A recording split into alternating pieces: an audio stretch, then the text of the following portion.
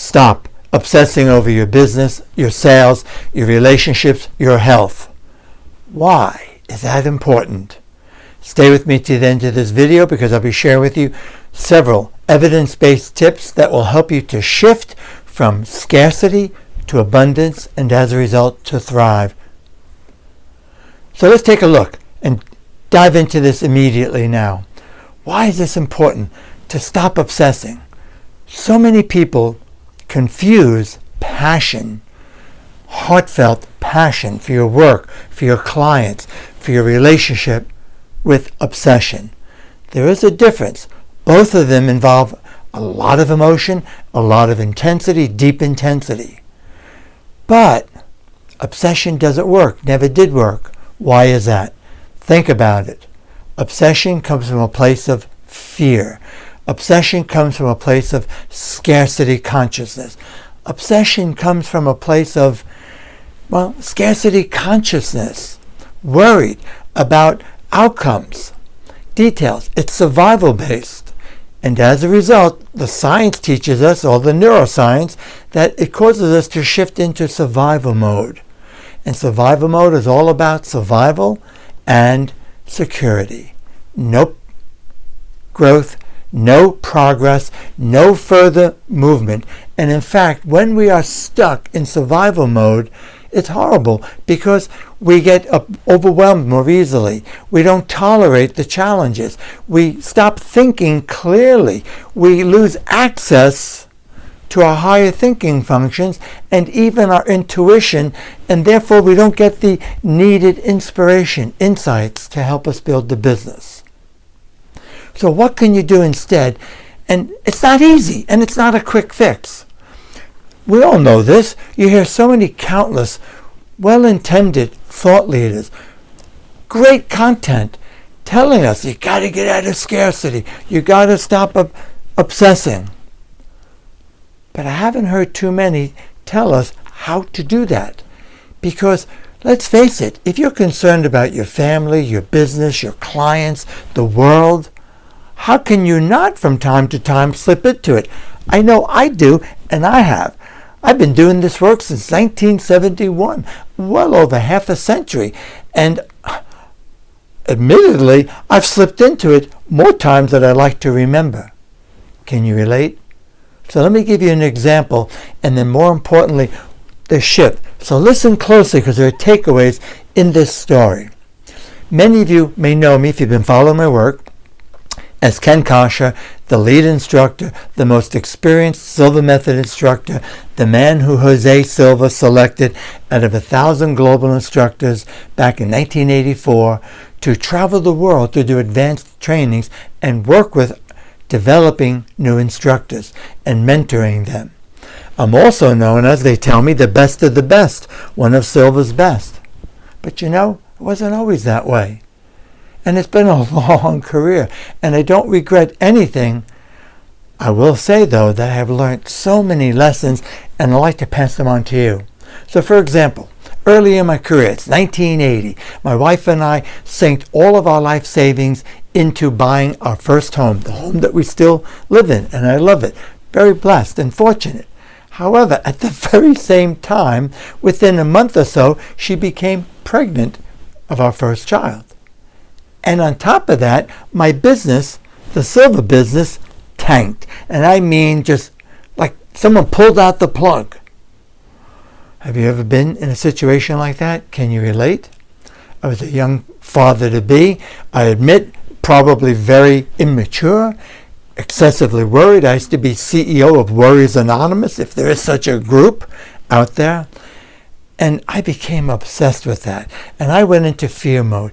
And I started worrying because what I began to realize was that as much as I love this work and as much as I want to help people to grow and to take command of their lives, this is the mission of the Silva Method, to help people control their own minds, truly take command of their lives and navigate the chaos, navigate problems, navigate crises so that you don't get sucked into it and lose control, and that you grow and thrive and create a fulfilling life.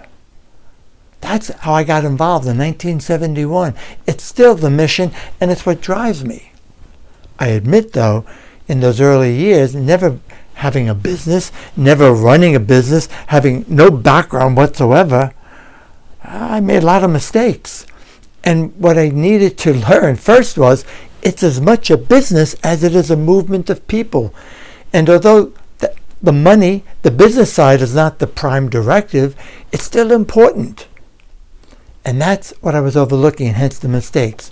So here it is, 1980, and I'm on my desk. I'm ready to cry. I didn't know what to do. I'm getting all sorts of stupid, and I mean stupid ideas of how I could generate cash to pay the bills. And I was in fear mode. I was losing sleep. I was catastrophizing. Let's face it. Going to lose the house, going to lose this. What kind of a man am I? I got a family to take care of, and we wanted to have more than now this first child to be with that. Well, luckily, I still maintained my meditation practice every day, and that helped me to stay a little bit more centered because I was, like I said, losing it. And because I don't believe in going into debt, and I'm not like many thought leaders who are always talking about millions and millions and scaling up to 6 figures and 7 figures and 8 figures and God knows what. Maybe I don't know what to say. I'm different. Maybe it's right or wrong, but it's me. That's never been my aspiration. My aspiration has been that I can easily take care of our needs, raise a family, have a great life, and do a fantastic job for our clients. So with that thought in mind, I started looking for jobs, basically. And back then we remember newspapers, and I'm looking and I'm applying left and right, and I got accepted by about 3 or more. And I took 2 of them. One of them was to load trucks. We were going into holiday season. It was late October, early November, and they needed help, it's busy for them, loading the trucks. I took that. So here it was, I was going to be beginning as a truck loader from 4 in the morning till 9. Okay. When you're committed, you just do anything. Failure is not an option. I knew I needed to generate cash so that I could stay in my heart and do my work at Silva for the love of it. I took a second job. Now I had a little bit of experience in waiting tables, but I took this one for French Silva Service, a restaurant less than 2 miles from my home. I never did that. If you know about French Silva Service, it's very classy and very detailed and very specific. And whoa, did I walk into a stressful aspect. Luckily, some of the guys there who were professional servers helped me a lot and guided me. But wow. So I was leaving UPS at 9 o'clock, coming home, lucky to get maybe 30 minutes to an hour of a meditation break, alpha break we call it, and then I'm off to the restaurant, setting up, doing lunch, and then usually home by 2:30, 3 o'clock-ish. But as we moved closer to the holidays, it became not just lunch, but dinners. And then I found myself getting home at the earliest, 9:30, 10 o'clock, sometimes 11, sometimes later, and then having to get 2-3 hours of sleep, maybe a little more, getting up again to get to UPS on time for 4, and it was a 30-minute commute. When I look back, I mean, it's almost exhausting thinking about it. But honestly, I didn't think about it then because I was driven and I knew I wanted to pay the bills. I didn't want to go to debt, still be able to save. So I did both. Maybe a mistake because I nearly really did serious damage to my health, my well-being. But I did it. And I paid the bills. I didn't go bankrupt. We didn't lose the house, etc. And this went on through the holidays into January. I was then able to leave UPS because they didn't need me anymore, but I stayed for a good, about 2 years at the restaurant. Why? It wasn't my aspiration, but I could still stay in the game. It didn't take my mind set away from the work I was doing as a facilitator, as a Silva Method instructor, and building the business. What I also came to realize was I wouldn't say trapped, but I was in the business model was really not sustainable that the organization had. I was in a small little area of responsibility, Hartford, Connecticut, and it would be very difficult, very challenging at that time to raise a family, live the way we'd like to live, just simply That was another understanding. So I continued with that, which helped me pay the bills. That's part of the message, the takeaway for you. And I'm not saying this to brag. No, it's just that if you're committed to something and a cause, a mission, whatever you're doing, failure's not an option. You gotta keep your head on right. It's important to stay heartfelt. When you create heart coherence between your brain and your heart, you're more likely to access higher thinking functions of the brain, make better, wiser decisions. You're more likely to be guided with your intuition to make, again, better, wiser decisions, inspiration. And that's what began to happen for me. Began to have ideas, and I began to work with them, and it helped me to restructure the business. And I began to diversify with my experience to do some for organizations, emotional intelligence work, taking some of the Silva Method aspects and creating workshops for them. I began to do other trainings. I took my hypnosis background that, by the way, I was trained by Jose. I work with him closely. I was mentored by him. I'm the guy he, like I said, out of 1,000 global instructors, he selected with that. So I took some of that and worked with helping people get over addictions to nicotine, to help them manage their weight. And that helped us get 3 of our children through college debt-free. But again, it helped me stay in the game with the Silva Method. However, 1984 was a turning point, a moment of excellence. It was a defining moment because, as I said, that's when I joined the staff. It was Jose Silva, myself, and 2 other individuals traveling the world. And my wife and I had a deep conversation about it. She's into this work too, believes in it. And I was now traveling 65 to 70% of the year. I was gone sometimes in Australia for 5 weeks at a time. I helped open that up and build it. It was a wonderful period of my life. It kept me in the game. It helped me build my career, a whole new aspect. However, looking back, it did take me away from my family more than maybe was the best, but we did our best. And my wife did her best, God bless her, with that. But again, the message was, I knew as long as this stayed like this, the business model, and I were to continue to do Silva full time, then I needed to do something different. That's another takeaway. If you keep doing what you've been doing, you're going to keep getting the same results. And I was initially trapped in this little territory, Hartford, Connecticut. There were 8 instructors at one time in Connecticut. They all went, not all, but many of them went bankrupt. All of them quit.